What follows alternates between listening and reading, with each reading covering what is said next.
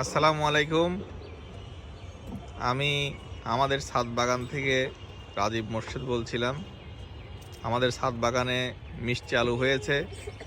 মিষ্টি আলুগুলো তুলে এই পরিমাণে চলে এসেছে। এখন মিষ্টি আলু উত্তোলন হচ্ছে। হ্যাঁ, মিষ্টি আলু উত্তোলন। ভাই দেখান, আপনি মিষ্টি আলু তুলতেছেন। মিষ্টি আলু, হ্যাঁ সুন্দর মিষ্টি আলু তোলেন। আপনি যেগুলো আছে ওগুলো তোলেন, আরো কি কি আছে তোলেন, মাটির ভিতরের থেকে তোলেন।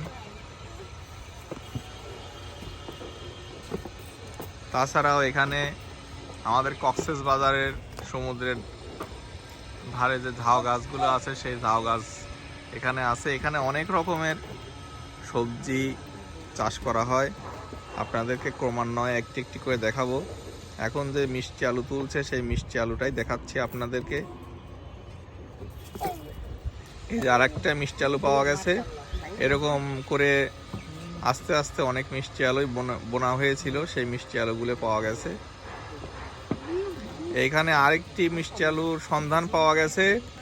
হ্যাঁ, আরেকটি মিষ্টি আলু হচ্ছে দেখা যাচ্ছে অনেক বড় সড়ই মিষ্টি আলুটা হবে।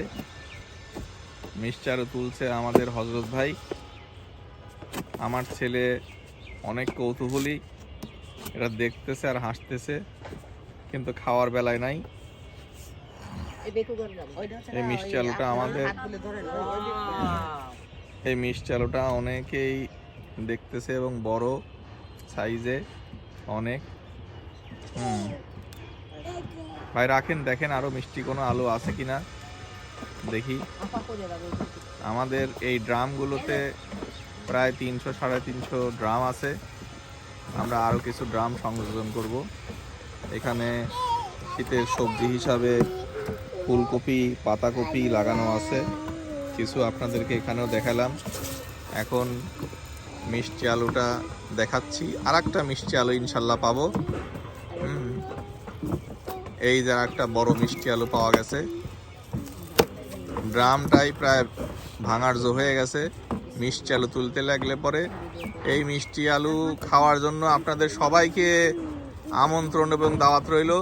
সবাই চলে আসবেন আমাদের বাসায় এবং সিদ্ধ করে আমরা মিষ্টি আলু খাবো।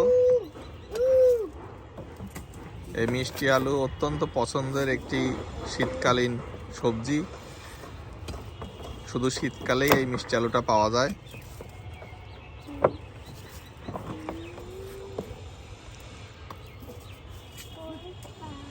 তো আজকের মতো এখানেই বিদায় নিচ্ছি। আমি রাজীব মোর্শেদ। আসসালামু আলাইকুম রহমতুল্লাহ।